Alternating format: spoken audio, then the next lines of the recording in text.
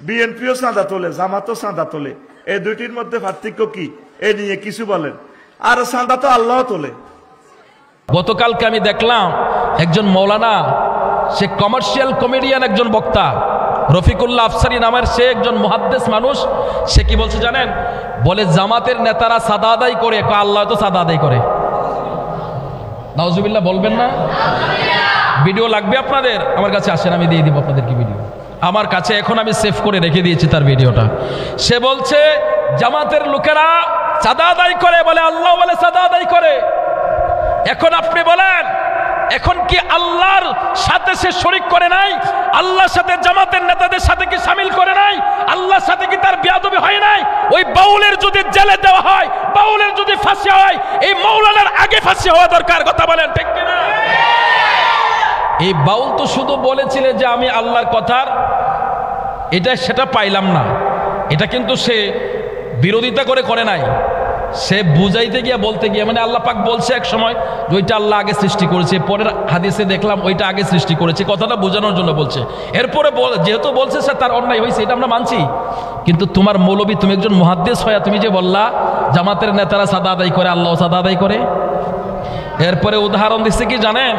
সে উদাহরণ দিয়ে বলছে কইলে আল্লাহ জাকাতের কথা বলছে না, এটা আল্লাহর সাদা। নাউজুবিল্লাহ বলেন। আল্লাহ কি সাদা খায়? আল্লাহর ধন সম্পদের দরকার আছে? আপনি পড়ছেন না কুল হু আল্লাহু আহাদ আল্লাহুস সামাদ, আল্লাহুস সামাদ। আল্লাহ কারো মুখাপেক্ষী নন, আল্লাহ কারো মুখাপেক্ষী নন। হ্যাঁ, এই জন্য বলি আমরা, আপনারা কথা বলার সময় আমরা যদি কিছু বলি, আমাদের উপরে লাঠি চার্জ করেন, আমাদের উপরে যত প্রকারের জুলুম করার দরকার সমস্ত জুলুম করেন, কিন্তু আপনাদের হুজুররা যখন বলে আপনারা মুখ চুপ করে বন্ধ করে বসে থাকেন, এটাই বোঝা যায় আপনারাই দুনিয়ালবি আলেম। কথা বলেন ঠিক কিনা? অনুসরণ করা যাবে? কথা বলেন। এদের অনুসরণ করা যাবে? করা যাবে না। করলে আপনি বিপদগামী হয়ে যাবেন। এরপরে যদি আপনার মনে চাই করতে করেন, এরপরে যদি মনে হয় আপনার মসজিদের ইমাম থেকে সে যোগ্য বেশি, তাহলে আপনি তাকে অনুসরণ করতে পারেন। মনে রাখবেন শয়তানেরও যোগ্যতা ছিল। কথা বলেন, শয়তানেরও যোগ্যতা ছিল। এরপরে বাকিটা আপনার ইচ্ছা। তো যে কথাটা আমি বলতে চাচ্ছি, আমার নবী প্রমাণ করিয়ে দিচ্ছে আমার আলী কি নামাজের পিছনে ছুটে নাকি আমি নবীর পিছনে ছুটে। তো আলীর চিন্তা হলো নামাজ আমার নবী না হইলে তো নামাজই হইতো না। আমার নবী যদি বলতো নামাজ এটা নাই, তাহলে এটা নাই ছিল। তো মাওলা আলী কি করলেন? কই নামাজই ছেড়ে দিলাম, আমি নবীর ইতিহাত থেকে গেলাম। সুবহানাল্লাহ। আমি নবীর ইতিহাত করলাম, নামাজ ছেড়ে দিলাম। যাই হইবার হইব না, আমি আমার নবীর সেবা করে যাই। সুবহানাল্লাহ। আমার নবী ঘুম থেকে জাগার পরে বলছে, আলী তুমি আমাকে ডাক দাও নাই কেন? বলে হুজুর আপনাকে ডাক দিব, আপনাকে জাগানোর মতো সাহস কি সৃষ্টি জগতে কারো আছে? সুবহানাল্লাহ। ইয়া রাসূলুল্লাহ, নবীজি আপনার ঘুম ভাঙানোর মতো সাহস সৃষ্টি জগতে কারো নাই। হুজুর আমি কি করে আপনার ঘুম ভাঙাইতে পারি?